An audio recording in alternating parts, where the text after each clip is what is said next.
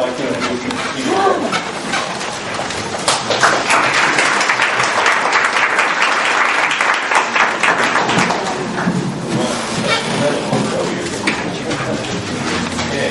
Well, we had about 10 minutes, including this 4-minute video, and your questions. So let's play this video, and I'll take as many questions as the chairman will allow.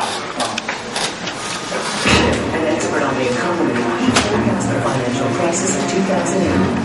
What was it that you saw that others missed? You were on my show an awful lot. I appreciate it because you were one of the only people that saw this coming in. Please, I have to crash. I'm not going to Washington to be a follower. I'm going to be a leader. Every senator is going to know I'm there, and not a single one of them is going to. Send Peter Schiff to Washington? That town will never be the same again. Join us at SchiffforSenate.com.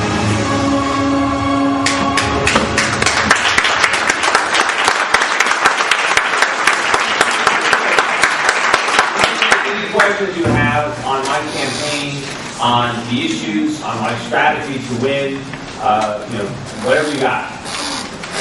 Who's got the first question? Who's yours? Blue, white. Peter, I see you're down on the stock market, which is obviously a big happen. But where does one put their money today? Well, I haven't invested in it. You might want to call up one of my advisors at Euro Pacific Capital. But, unfortunately, I've been putting most of my money wrong. That's the problem. You see, for years in my brokerage firm, Euro Pacific Capital, I've been very focused on Washington because Washington has enacted policies that are destructive to our economy, that are destructive to the value of our money. And as a result of those policies, I've been forced to protect my clients' wealth by looking for safer opportunities and better opportunities outside the United States. The problem is, as an American, I can't do that anymore because the problems are now so great, the damage coming out of Washington is so great that I just can't try to figure out how to protect myself from those bullets. I want to go to Washington and stop them from firing. Yes.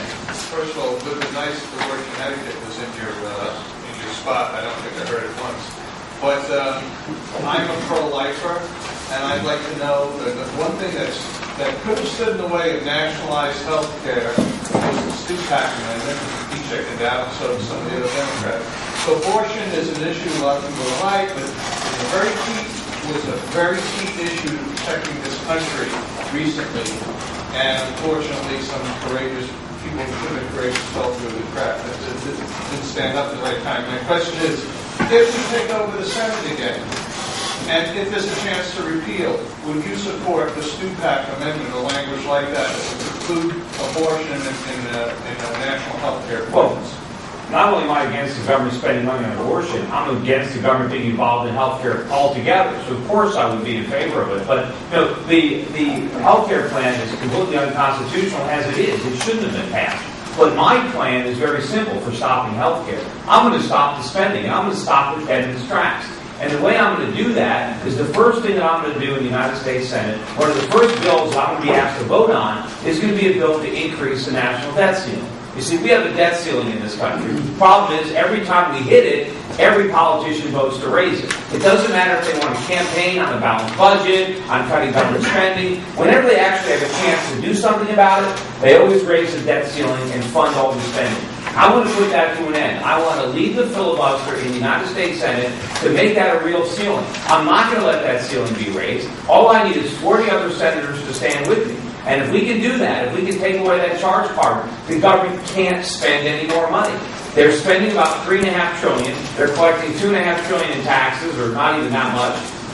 Without increasing the debt ceiling, they have to shut down a lot of the government. They have to start abolishing programs, cutting back on spending. There's no way they can fund Obamacare if they can't run up the deficit. So if I can just hold the line on the debt ceiling, we don't have to worry about repealing Obamacare. I mean, that's going to be hard to appeal it because he's got to sign it. The president's got to sign it. But if I can just get 40 senators, nobody has to sign anything. All they can do is cut, and they can't fund programs that they don't have the money for.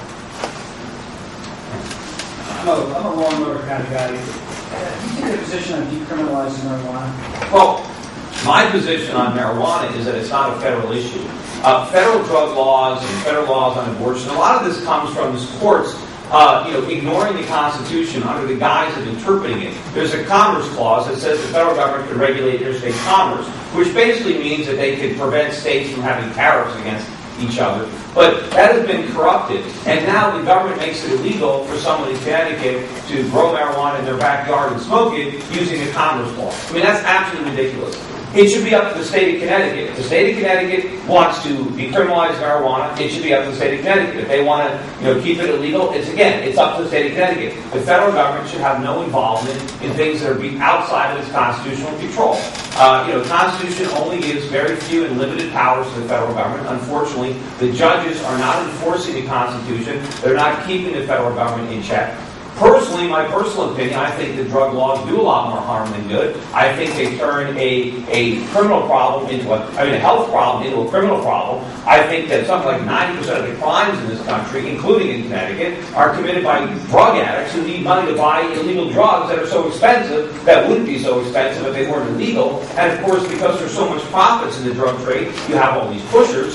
And so I think that there's more drug use. If you go back and look at Prohibition, during the years of Prohibition, alcohol use actually went up when it was illegal to drink.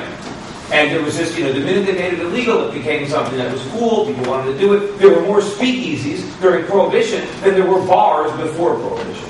And one thing I know is the one place in this country where drug use is the most rampant is in prison.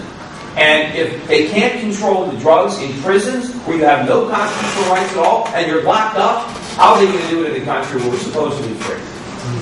Yes? In the video, I think you said you started seeing problems. I can't hear you. In the video, I think you said you started seeing problems with the economy in 2005. What did you see that far back that got you concerned? Well, I actually started seeing problems sooner than that. When I got my start in the brokerage business early on, I worked at Lehman Brothers, and I started my own shop out of my one-bedroom apartment. One of the earlier things I did was warn people about the dot-com bubble. I tried to get people to sell their internet stocks. I saw a major collapse coming in the stock market, and I also thought there would be a pretty big recession when that bubble burst. I was wrong about the big recession. It never happened because of Alan Greenspan and George Bush. They artificially stimulated the economy with cheap money and deficit spending and inflated the housing bubble. And I became very concerned about the housing bubble. As early as 2004, I was writing all sorts of op-eds criticizing the Federal Reserve for inflating the bubble. The rates were too low. They refused to raise them. I was very critical of Fannie and Freddie. I predicted back then that they would ultimately go bankrupt when the housing bubble burst. So I've been concerned about governments inflating bubbles and interfering in the economy for a long time. And the problem is Barack Obama has made all the same mistakes as George Bush. Ben Bernanke is making all the same mistakes as Alan Greenspan. We are not letting the market function. We are trying to artificially stimulate the economy with more deficits, more spending. We are creating bigger problems than the one that we solved. President Obama gave a speech today about this new financial regulation. None of this is going to help. None of it deals with the real problem, which is the Federal Reserve and Fannie and Freddie. It's government policy. It's central banking. It's the moral hazards created by government-guaranteed loans. That was the problem. These new regulations are going to do nothing but drive up the cost for small brokerage firms like mine, make it easier for the big firms to get even bigger and bigger because their smaller competitors are going to have all these costs. None of it is going to do. We're not addressing the problem. And, of course, the president is able to do this because everybody blames the financial crisis of 2008 on the free market, on capitalism. It was nothing to do with capitalism. The free market would have prevented that from happening had the government allowed it. It was all the rules and regulations that inhibited the free market that created the problem. And unfortunately, there's a much bigger crisis coming in the next couple of years. We're going to have a currency crisis. The dollar's going to collapse. The bond market, the treasury bond market's going to collapse. You're going to see interest rates and consumer prices go through the roof. Unemployment can be twice as high as it is today. I want to make sure I'm in the Senate when that happens, because right now, none of those senators understand what's wrong with the economy or what needs to be done so that the problems can be solved.